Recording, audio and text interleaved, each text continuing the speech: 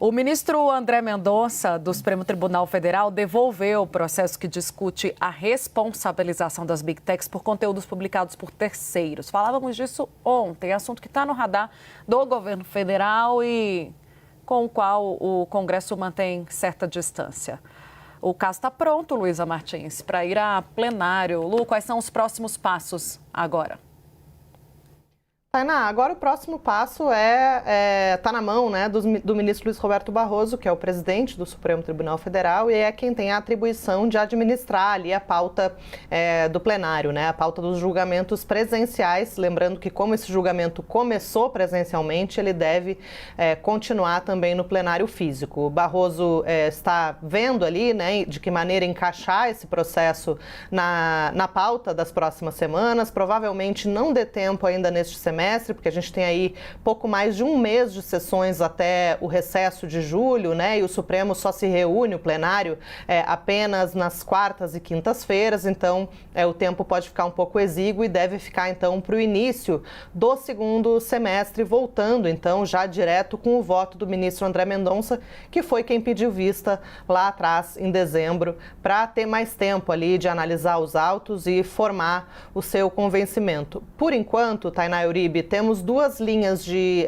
entendimentos ali, duas correntes já explicitadas pelos ministros no julgamento. O ministro Dias Toffoli e o ministro Luiz Fux, eles entendem que as plataformas digitais, elas devem sim ser responsabilizadas pelo conteúdo indevido publicado por terceiros, pelos seus usuários, ainda que não tenha havido o descumprimento de uma ordem judicial, né? Então, coloca ali essa responsabilidade para as plataformas, independentemente de ter havido um descumprimento de ordem judicial de remoção de conteúdo, né? E em relação à divergência, foi aberta uma divergência pontual pelo próprio ministro Luiz Roberto Barroso. Segundo ele, as plataformas elas têm o dever de remover os conteúdos indevidos, mesmo sem decisão judicial, mesmo sem ordem judicial, mas para alguns casos específicos, ele defende que haja sim essa decisão judicial, como o caso de crimes contra a honra, por exemplo. Então, eu voto um pouco mais ameno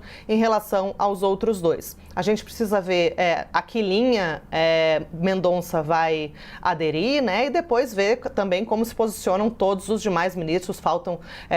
Vão faltar depois de Mendonça mais 7 ministros para se manifestarem em relação a esse tema, que é um tema, Tainá e Uribe, como a gente sempre tem dito aqui, que pode sempre causar um ponto de atrito ali entre o STF e o Congresso Nacional. Lembrando que esse é um assunto comum entre as duas casas. O Supremo, por mais de uma ocasião, já tirou esse caso de pauta, dizendo explicitamente que era para dar espaço para o Congresso avançar nessas discussões.